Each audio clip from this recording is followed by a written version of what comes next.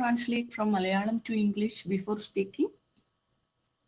നിങ്ങൾ എപ്പോഴെങ്കിലും ഇംഗ്ലീഷ് സംസാരിക്കാൻ വേണ്ടി മലയാളത്തിൽ നിന്ന് ഇംഗ്ലീഷിലേക്ക് ട്രാൻസ്ലേറ്റ് ചെയ്തിട്ടുണ്ട് എന്നതാണ് question. Okay, that is the biggest reason you feel stuck. നമ്മൾ ഒരു സംസാരിക്കുമ്പോൾ ഇംഗ്ലീഷ് സംസാരിക്കുമ്പോൾ സ്റ്റക്കായി നിൽക്കാനുള്ള ഏറ്റവും വലിയ കാരണമാണ് ട്രാൻസ്ലേഷൻ ചെയ്യാൻ പോകുന്നത്. പക്ഷെ എങ്ങനെയാണ് ഇംഗ്ലീഷ് സംസാരിക്കുക അല്ലേ? അങ്ങനെയല്ലേ എല്ലാവരും സംസാരിക്കുന്നതെന്നായിരിക്കും ഇപ്പോൾ ക്വസ്റ്റ്യൻ. അതാണ് നമ്മളിവിടെ പഠിക്കാൻ പോകുന്നത്. എങ്ങനെയാണ് ഇംഗ്ലീഷ് എളുപ്പത്തിൽ സംസാരിക്കാൻ സാധിക്കുന്നത്.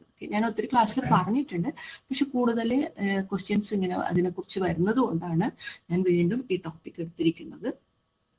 സോ നമുക്കൊരു 7 വീക്സിലേക്കുള്ള ഒരു സീരീസ് ഇതാണ് എങ്ങനെയാണ് ഇംഗ്ലീഷ് സംസാരിക്കാൻ പറ്റുന്നത്. ഈ 7 വീക്സിന്റെ സീരീസ് നിങ്ങൾ കണ്ടു കഴിയുമ്പോൾ നിങ്ങൾക്ക് മനസ്സിലാവും എങ്ങനെയാണ് നിങ്ങൾ ഇംഗ്ലീഷ് സംസാരിക്കാൻ എളുപ്പത്തിൽ ആ കോൺഫിഡൻ്റ് ആയിട്ട് ഇംഗ്ലീഷ് സംസാരിക്കേണ്ടത്. കുറച്ച് പ്രാക്ടീസുകൾ നിങ്ങൾ ചെയ്യുകയാണെങ്കിൽ സാധിക്കും. ഓക്കെ, സോ ഞാനത് എക്സ്പ്ലെയിൻ ചെയ്യാൻ പോവാണ്. എങ്ങനെയാണ് അത് എളുപ്പത്തിൽ നിങ്ങൾക്ക് സാധ്യമാകുക എന്ന കാര്യം. ഓക്കെ, ഇംഗ്ലീഷിൽ സംസാരിക്കാൻ പറ്റാത്തതിന്റെ പ്രധാന കാരണം തന്നെ ട്രാൻസ്ലേഷൻ ആണ്. In today's video, I will show you a simple trick to start thinking in English. Okay, so let's begin. So most people എന്താണ് ചെയ്യുന്നത്? അവർ മലയാളം എടുക്കും, അതിനെ തിങ്ക് ചെയ്യും, ട്രാൻസ്ലേറ്റ് ചെയ്യും, സ്പീക്ക് ചെയ്യും. Okay, this is wrong. ഇത് തെറ്റാണ്, അങ്ങനെയല്ല ചെയ്യേണ്ടത്. This takes time and creates confusion. ഇതാണ് മെയിൻ ആയിട്ടുള്ള പ്രശ്നം. അപ്പോൾ മലയാളത്തിലേക്ക് എന്താണ് ഒരു സെന്റൻസ് കിട്ടിക്കഴിഞ്ഞാൽ അതിനെ തിങ്ക് ചെയ്ത് ട്രാൻസ്ലേറ്റ് ചെയ്ത് സ്പീക്ക് ചെയ്തിട്ട് അപ്പോൾ എന്ത് സംഭവിക്കും?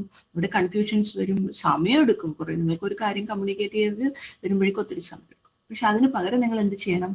Instead you should speak directly in English like this. Think, speak. Okay, അധികം കൂടുതൽ അതിനെ ട്രാൻസ്ലേറ്റ് ചെയ്യാൻ പോകരുത്. എന്താണോ നിങ്ങൾ തിങ്ക് ചെയ്യുന്നത് അത് സ്പീക്ക് ചെയ്യുക. Okay, speak out. ഓക്കെ, അപ്പോഴാണ് ഇംഗ്ലീഷ് നമുക്ക് പ്രാക്ടീസ് ചെയ്യാൻ പറ്റുക. സ്പോക്കൺ ഇംഗ്ലീഷ് അല്ലെങ്കിൽ ഏത് ലാംഗ്വേജ് ആയാലും നമ്മൾ അത് തന്നെയാണ് ചെയ്യേണ്ടത്. പക്ഷെ ഇംഗ്ലീഷിൽ നമ്മൾ ശ്രദ്ധിക്കേണ്ട ഒരു കാര്യം, ഒരു സിമ്പിൾ ഫോർമുല യൂസ് ചെയ്താൽ മതി. Okay, subject plus verb plus object. എന്താണ് ആ ഫോർമുല?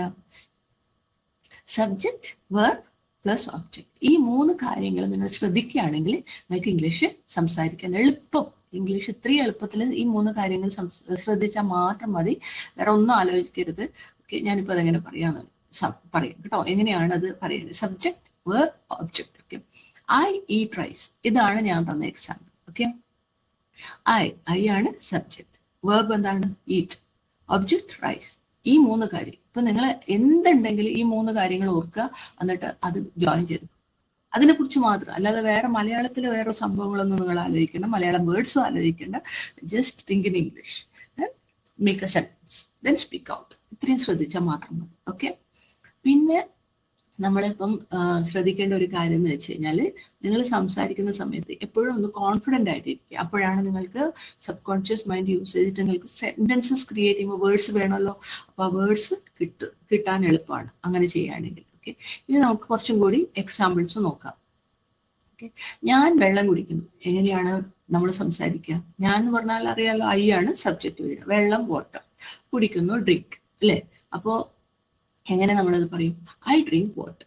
ഇത്രയേ ഉള്ളൂ. Subject, verb, object. Okay, I go to office. ഞാൻ ഓഫീസിലേക്ക് പോകുന്നു. മനസ്സിലായോ? ഞാൻ ഭക്ഷണം കഴിക്കുന്നു. എങ്ങനെയാണ് പറയുക? I eat food. Okay, English ഇത്രയേ ഉള്ളൂ. ഞാൻ എൻ്റെ സുഹൃത്തിനെ വിളിക്കുന്നു. ഓക്കെ, ഞാൻ ഐ. ഓക്കെ, എൻ്റെ സുഹൃത്ത്, മൈ ഫ്രണ്ട് കോൾ, വിളിക്കുന്നു. I watch TV. ഞാൻ TV കാണും. ഓക്കെ, ഇത്രയേ ഉള്ളൂ കാര്യങ്ങൾ. നിങ്ങൾ ഐ വാച്ച് TV എന്ന് പറയുമ്പോൾ അതിൽ നിന്ന് മനസ്സിലായല്ലോ, വാച്ചാണ് അവിടുത്തെ വെർബ് പറയുന്നത്. ഒബ്ജക്റ്റ് എന്താണ്? TV. I subject. ഇത്രയും കാര്യങ്ങൾ ശ്രദ്ധിച്ചു കഴിഞ്ഞാൽ നിങ്ങൾക്ക് ഇംഗ്ലീഷ് ഒരു 50% ഇംഗ്ലീഷ് ശരിക്കും നന്നായിട്ട് സംസാരിക്കാൻ പറ്റും. കോൺഫിഡൻ്റ്. ഒന്നും അറിയാത്ത ഒരാളുടെ കാര്യമാണ് ഞാൻ പറയുന്നത് കേട്ടോ. If you don't know how to start speaking in English, just start with this. Okay, so my request is start with small sentences every day. വലിയ സെന്റൻസസ് എന്ന് പറഞ്ഞാൽ ഇതുപോലെ സ്മോൾ സെന്റൻസസ് എടുത്തിട്ട് പഠിക്കുക, സംസാരിക്കുക, പ്രാക്ടീസ് ചെയ്യുക. Just try today it self and you will win, I am sure. Okay, so ഇന്നു മുതൽ തന്നെ പ്രാക്ടീസ് ചെയ്ത് തുടങ്ങൂ.